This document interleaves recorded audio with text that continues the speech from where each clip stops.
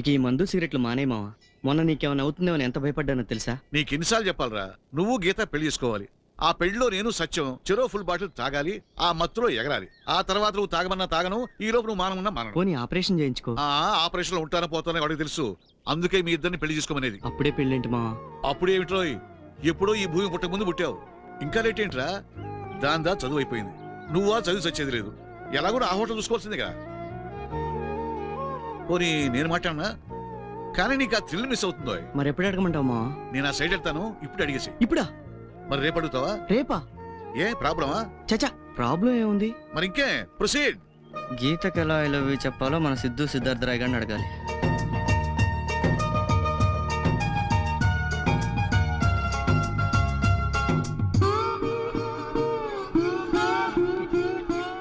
నచ్చిన అమ్మాయికి I love you చెప్పడం చాలా కష్టం అని అనుకుంటారంతా, కానీ చాలా ఈజీ.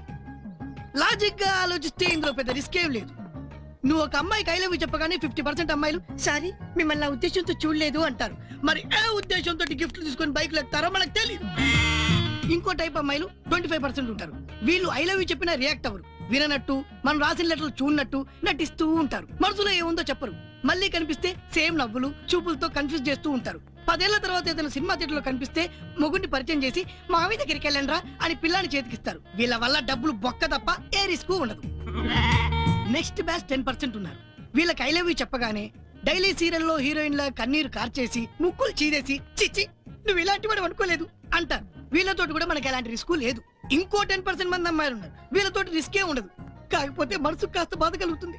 వీళ్ళకి ఐ లవ్ యూ చెప్పగానే గజ్జి కుక్కనో పెంట కుప్పనో చూసి ఇక నా ఫ్యాషన్ అని ఇంగ్లీష్ లో తిట్టి మనకు అర్థమయ్యేలో వెళ్ళిపోతారు. ఇక లాస్ట్ బట్ 1 కేటగిరీ, వీళ్ళు 4% మంది అమ్మాయిలు ఉన్నారు. వీళ్ళకి ఐ లవ్ యూ చెప్పగానే తెలంగాణ శకుంతల టైప్ లో ఇంత నోరేసుకొని నీ తల్లి నీ కక్కా జల్లు లేర్బే అని మొదలు పెడతారు. వీళ్ళల్లో కొంతమంది అమ్మా నాన్నలను కొంతమంది అన్నయ్యలు వెంటేసుకొని వచ్చి అటాక్ ఇస్తారు. మనం ఎలాగో దొరకం కాబట్టి నో ప్రాబ్లం. ఇక లాస్ట్ 1% అమ్మాయిలు, వీళ్ళకు ఐ లవ్ యూ అని చెప్పే లోపు లాగే గోపి ఒకటి స్టూపిడ్ అని వెళ్ళిపోతారు. సో ఫైనల్ గా నేను చెప్పేది ఏంటంటే, ప్రేమిస్తున్నా అని చెప్పడం వల్ల ప్రాణానికి ఎలాంటి రిస్క్ లేదు. అందులో గీత లాస్ట్ 1% కాదు కాబట్టి ధైర్యంగా వెళ్ళి చెప్పేయి. నీకు 500 ఇచ్చింది ఐ లవ్ యూ అని చెప్పాలా వద్దని అడగడానికి కాదు, ఎలా చెప్పాలి అని. ఎలా ఏముంది, అందరిలాగే నోటితో చెప్పాలి. అదేరా, నోటితోనే ఏమని చెప్పాలి? గీత నేను ప్రేమిస్తున్నాను ఐ లవ్ యూ అని చెప్పాలి. ఇప్పుడు ఐ లవ్ యూ ఏంటయ్యా చిన్నపిల్లలాగా? మరి ఎలా వదినా? ఎలా ఏంటి, డైరెక్ట్ గా వెళ్ళి కూర్చోబెట్టి ఎప్పుడు పెళ్లి చేసుకుందాం అని అడుగు. అంత డైరెక్ట్ గానా? ఏ తప్పే ఉంది? పోనీ నా బదులు నువ్వే అడగకూడదు? నేనా? నేను ఆ టైంకి టాపిక్ వస్తే అడగటం పద్ధతి, కానీ ప్రత్యేకంగా దీని గురించి అడగడం బాగుండదు రవి. అయినా భయం దేనికి? ధైర్యం చాలక, లేక నీ ప్రేమను ఒప్పుకోదని భయమా? లేదు వదినా, అలాంటిదేం లేదు. అది ఇంజనీరింగ్కి వెళ్ళినప్పటి నుంచి ఈ 5 ఏళ్ళు ఎంత కష్టంగా గడిపానో నీకు తెలియదు. అది 6 నెలలకు ఒకసారి రావటం, నాతో ప్రేమగా మాట్లాడుతుందని నేను అనుకోవడం, నా క్లాస్ పీకి వెళ్ళటం, ఇదే జరిగింది. గత 5 ఏళ్లుగా నాకు నేను కలగడం తప్ప తనతో మనసు విప్పి మాట్లాడింది లేదు. మొన్న మామకు ఒంట్లో బాగాలేనప్పటి నుంచి మళ్ళీ క్లోజ్ అయ్యాం. అందుకే వెంటనే వెళ్ళి అడగాలంటే కాస్త ఇబ్బందిగా ఉంది. నీకు నా మీద నమ్మకం ఉందా? చాలా. నాకు నీ ప్రేమ మీద అంతకంటే ఎక్కువ నమ్మకం ఉంది. నువ్వంటే గీతకి చాలా ఇష్టం, నన్ను నమ్ము. సరే, రేపే అడిగేస్తాను.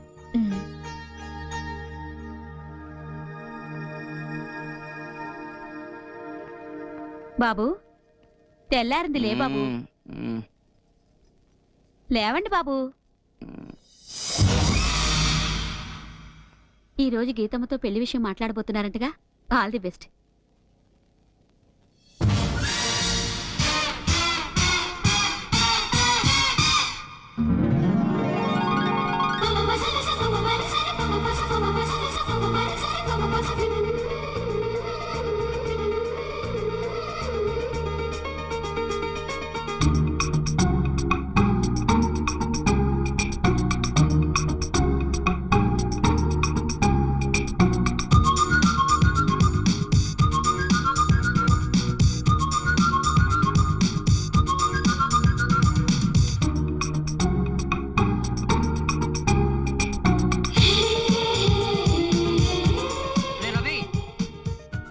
గీత దగ్గరికేనా? అవునరా.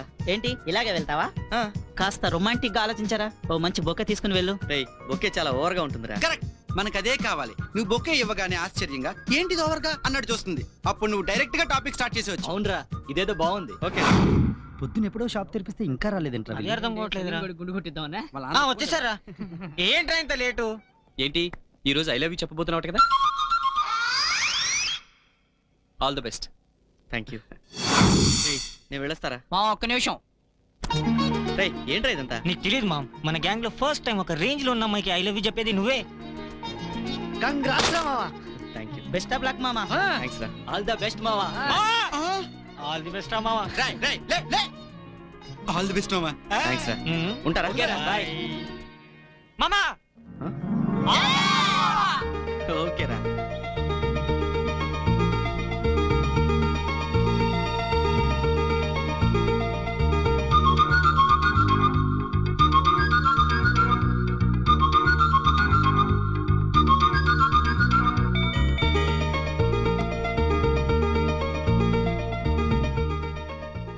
ఏంటో తయారయ్యావు? వాళ్ళు చెప్పిస్తున్నావు ఏంటి? ఆల్ ది బెస్ట్ రా. అవును, గీత మీ ఇంటికి వెళ్ళిందే ఎందుకు తెలీదు.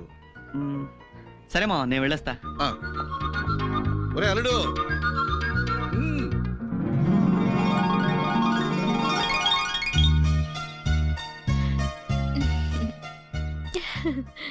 ఇంజనీరింగ్ అయిపోయిందిగా, ఇప్పుడు ఏం చేద్దాం అనుకుంటున్నావు గీత?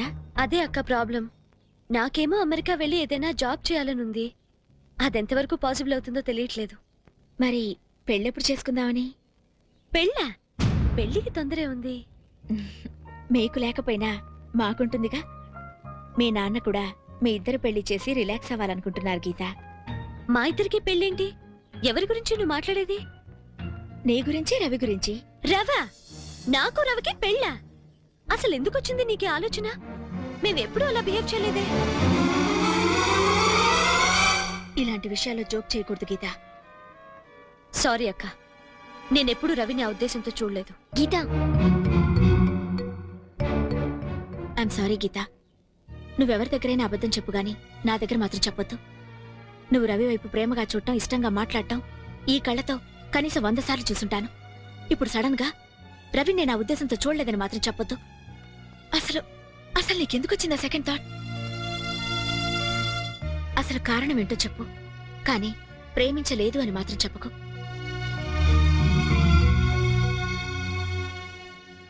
రవంటే నాకు ఇష్టమే అక్క, చాలా ఇష్టం.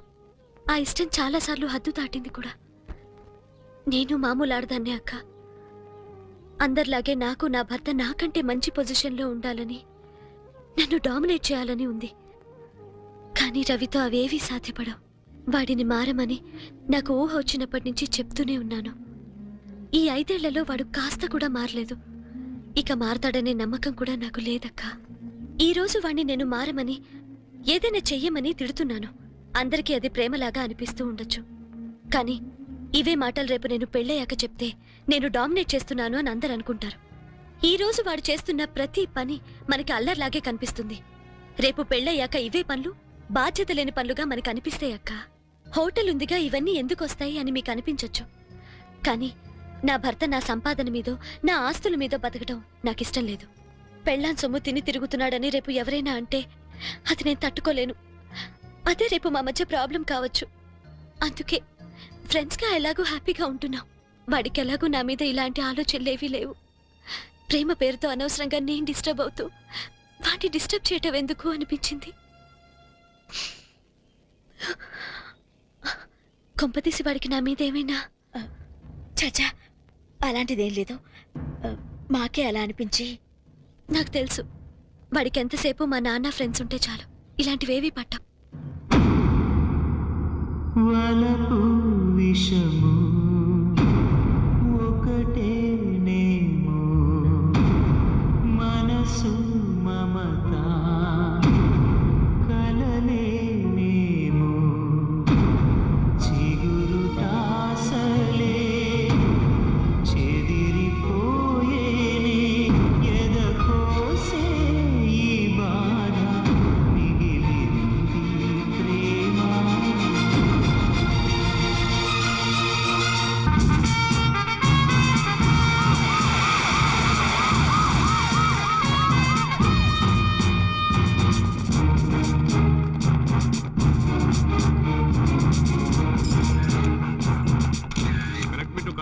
ప్లీజ్ టాస్క్ ఫోర్స్ బాబ్జీ గారి లైన్లో తీసుకోండి. నేను ఇన్స్పెక్టర్ శ్రీనాథ్ మాట్లాడుతున్నాను.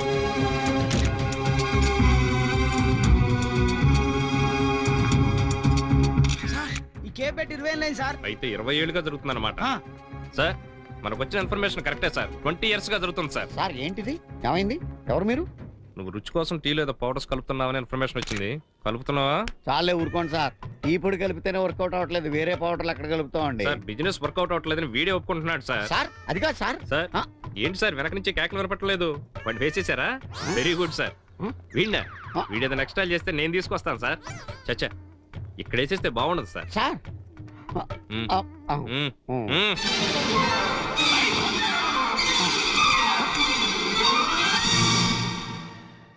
ఏం జరుగుతుంది ఇక్కడ? నాకంతా తెలియాలి. నోర్మై వెధవా, ఎవరనుకున్న వాళ్ళు? కలిపితే వచ్చి వెతికినారా? మనం ఎక్కడ కలిపామరా? అవును సార్, కలిపామే అనుకోండి. అయితే ఏంటి? మీరే వచ్చి 3 రూపాయలు ఎట్టి టీ తాగారనుకోండి, రుచి కలిపితే ఊరుకుంటారా? అని ఎవరి కోసం కలుపుతున్నాను సార్? మీలాంటి వాళ్ళ కోసమే. సో నేరాన్ని అంగీకరిస్తున్నారు అన్నమాట. కస్టమర్ చీటింగ్ యాక్ట్ కింద సెక్షన్ 420, 421, 422, 423 కేసులు రాయండి.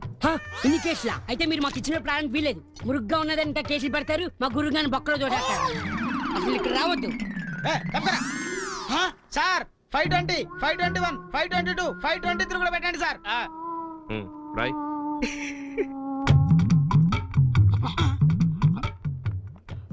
ఎరా అన్ని చెప్పేస్తున్నావా? నేను ఎక్కడ చెప్పాను సార్? అలాగైతే మన వాటర్ ట్యాంక్ గురించి ఎప్పుడో చెప్పేవాడిని. నేనేం చెప్పను, మీరేం చెప్పద్దు. Okay sir. వాటర్ ట్యాంకర్ ఏంటి? అది వాటర్ ప్రాబ్లమ్ అయి కోనేట్లోంచి నీళ్లు. సార్ 620, 621, 622, 623 కూడా పెట్టచ్చు సార్. ఒక్కో దానికి 4 సెక్షన్లు అన్యాయం సార్. నువ్వు వెళ్ళరా బాబు, అసలే కేసులతో చస్తున్నావు. నువ్వు చైల్డ్ లేబర్ అని తెలిస్తే మన గురుగాని బొక్కలో దాస్తారు. సైడ్ తీసుకెళ్ళి రేట్ మాట్లాడు. Okay sir. ఎదురుగా నిలబడుతూ ఎదనే తినకు, నడుముని మెలిపెడుతూ ఉసురే తీయకు, సొగసే సెగలే పెడితే చెదరదా కునుకు.